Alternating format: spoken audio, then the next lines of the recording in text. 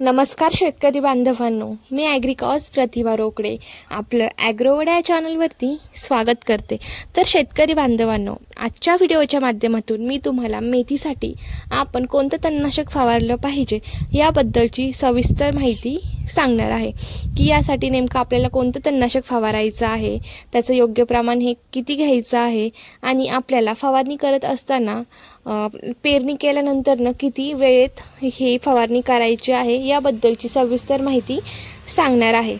तर चला आपण व्हिडिओला सुरुवात करूयात. व्हिडिओला सुरुवात करण्याआधी जर तुमचे इतर पिकांबद्दल काही प्रश्न असतील तर नक्की मला कमेंटमध्ये कळवा.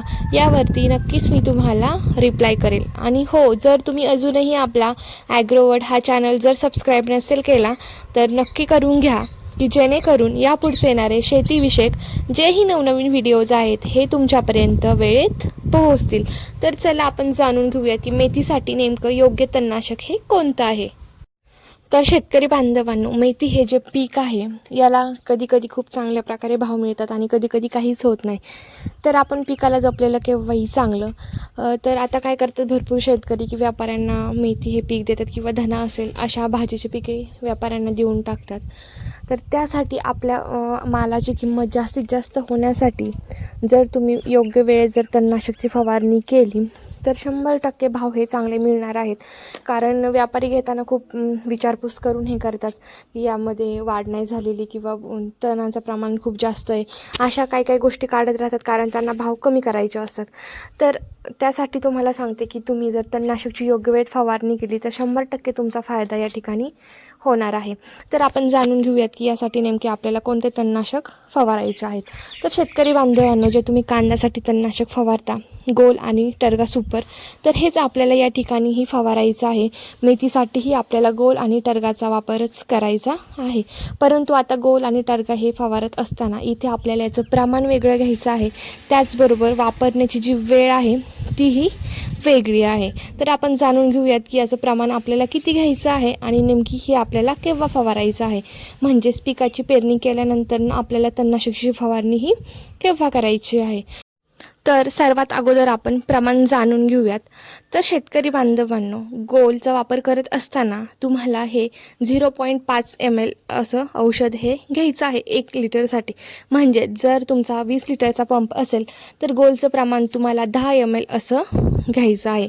तर हे झालं गोल. आता यानंतर टर्गा सुपरचं प्रमाण घेत असताना हे तुम्हाला लिटरसाठी 1 ml असं घ्यायचं आहे. म्हणजेच जर तुमचा 20 लिटरचा पंप असेल तर यासाठी तुम्हाला 20 ml असं हे औषध लागणार आहे. तर अशा पद्धतीने तुम्हाला याचं कॉम्बिनेशनमध्ये फवारणी ही करायची आहे.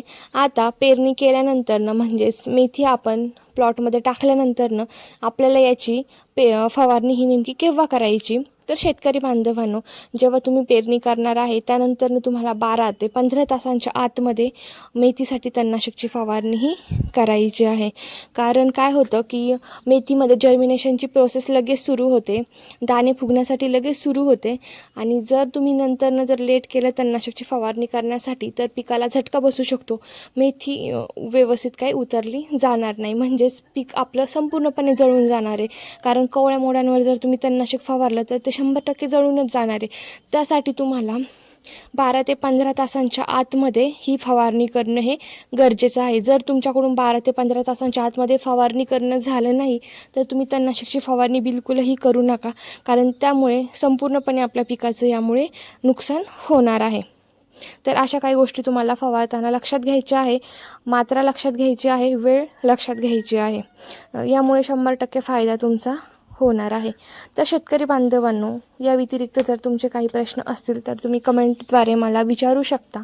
नक्कीच यावरती मी तुम्हाला रिप्लाय करेल. आणि हो, जर तुम्ही अजूनही आपला ॲग्रोवड हा चॅनल जर सबस्क्राईब नसेल केला तर नक्की करून घ्या की जेणेकरून यापुढचे येणारे शेतीविषयक जेही नवनवीन व्हिडिओज आहेत हे तुमच्यापर्यंत वेळेत पोहोचतील. आणि हो, माझा व्हिडिओ तुम्ही कुठून बघत आहेत हेही मला नक्की कमेंटमध्ये कळवा की जेणेकरून मला समजेल की तुमच्या भागामध्ये कोणकोणते पिके घेतली जातात आणि त्यानुसार मी माहितीचे व्हिडिओ तुमच्यापर्यंत वेळेत पोहोचू शकेल. तर चला, आजचा व्हिडिओ मी येथेच एंड करते. कशी वाटली तुम्हाला आजची माहिती नक्की कमेंटद्वारे कळवा आणि हा व्हिडिओ इतरही शेतकऱ्यांपर्यंत नक्की शेअर करा की जेणेकरून त्यांनाही या व्हिडिओचा फायदा होईल.